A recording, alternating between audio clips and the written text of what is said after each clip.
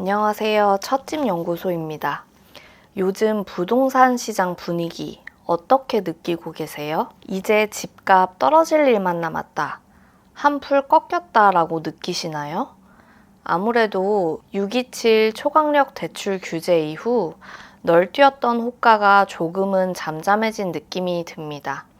마침 계절적인 비수기인 무더운 여름, 장마철과도 맞물려 조용해진 것 같아요. 혹시 그동안 집을 사려고 발에 땀나게 뛰어다니셨던 분들, 내심 안심하고 계시진 않으신가요?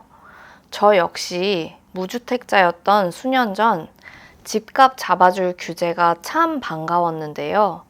집값 떨어진다는 뉴스를 수개월 동안 즐기며 중요한 저가 매수 타이밍을 놓친 경험이 있습니다. 이전 서울 부동산 하락기에 대형 부동산 강의회사의 콘텐츠 마케팅 업무를 담당했었는데요. 그때 제가 주로 공략한 것은 바로 공포 마케팅이었습니다. 긍정적인 뉘앙스의 썸네일이나 제목보다는 부정적인 뉘앙스의 썸네일과 제목이 3배에서 4배 이상 조회수가 높아 실적을 인정받을 수 있었거든요. 사람들은 본능적으로 이득보다 손실에 2~3배 더 민감하게 반응한다고 합니다. 1,000만 원을 버는 것보다 100만 원을 잃는 것이 감정적으로 훨씬 더 큰 치명상을 입게 하죠. 잘 나가는 폭락론자들은 이런 사람들의 심리를 적극적으로 이용합니다. 사실 폭락론자들 뿐 아니라 조회수를 뽑아야 하는 매체들도 이런 부분을 적극 활용하죠. 부정적이고 공포감을 조장하는 키워드를 적극 활용해 사람들의 감정을 건드립니다. 한 웹사이트의 연구 결과에 따르면 기사에 부정 단어를 1개 추가할 때마다 클릭률이 2.3% 증가하는 반면 긍정 단어를 추가할 때는 1% 클릭률이 감소했다고 합니다. 유튜브나 기사의 조회수는 곧 광고 수익이나 시청 수익과도 연결되기 때문에 그들의 영상 업로드 의도가 여러분들이 자산을 불리고 자본주의를 헤쳐나갈 수 있게 도움을 주는 것인지 아니면 시청 수익을 위한 것일지 구분해서 보시면 좋을 것 같습니다. 그리고 이런 기사와 데이터를 보실 때 주의하실 점이 있는데요. 바로 기사와 데이터만으로 시장의 분위기를 접하면 적절한 내 집 마련 또는 갈아타기 시기를 놓칠 수 있다는 것입니다.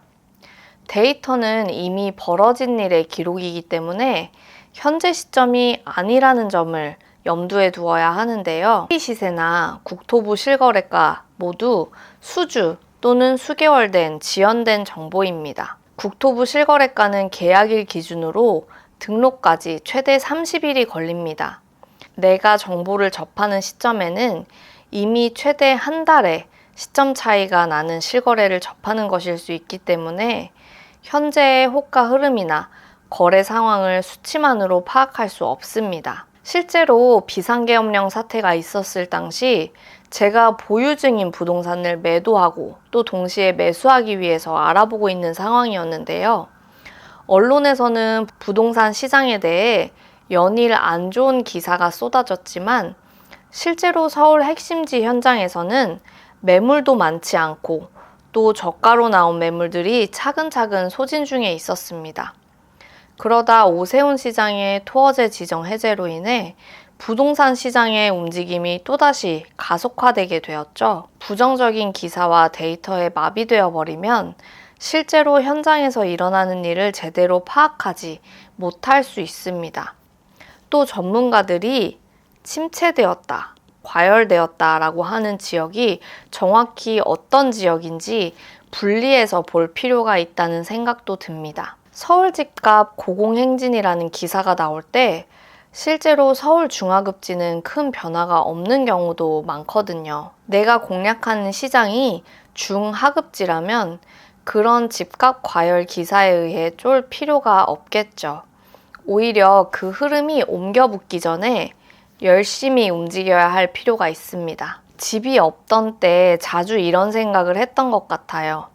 집값 제발 떨어졌으면 좋겠다. 무슨 전쟁이라도 일어나서 집값을 잡아줬으면 좋겠다 하는 그런 못난 생각이요. 그런데 지금 와서 돌이켜보니까 이런 부정적인 생각들이 제 인생과 제 가족의 삶에 하나도 도움이 안 되는 생각들이더라고요. 집값이 떨어진다는 것은 한국 경제가 그만큼 큰 타격을 입는다는 이야기이고, 이런 타격이 우리 집만 피해갈 리는 없는 거잖아요. 자산을 보유하게 되면서 자연스럽게 이런 부정적인 생각에서 벗어날 수 있게 되었던 것 같습니다. 열심히 빚을 갚아야 되니까 제가 속한 조직이 더 잘 되길 바라게 되고, 나아가 국가 경제까지 좋아지길 바라는 긍정적인 선순환을 기대하게 되더라고요. 요즘같이 거래가 급감하고 시세 상승이 잠잠한 시기에는 특히 하락, 폭락 뉴스 휩쓸리기 쉬운데요. 6.27 규제 이전 거래량 1위에 달하던 강동구의 고덕 그라시움 같은 경우 대출 규제로 인해 거래량이 대폭 줄어들었습니다. 그렇지만 10억 이하의 서울 주요 지역 아파트들의 경우 거래량은 줄었을 수 있지만 호가가 낮아지지 않은 상태로 매물들이 꾸준히 거래되고 있는 것이 지금 시장의 특징이거든요. 어떤 이는 갈피를 잡지 못하고 의사결정을 미루고 있는 상황에서도 또 다른 누군가는 자신의 주거 문제를 스스로 해결하기 위해 발로 뛰어다니며 이 더운 여름에 매물을 계약하고 있는 겁니다. 준비된 사람들에게는 지금과 같은 시기가 오히려 기회인 거죠. 첫 집 마련하는 것 너무 겁내지 마세요. 열심히 대출 갚고 아이 낳고 키우다 보면 금방 더 좋은 주거 환경으로 갈 발판이 마련되더라고요.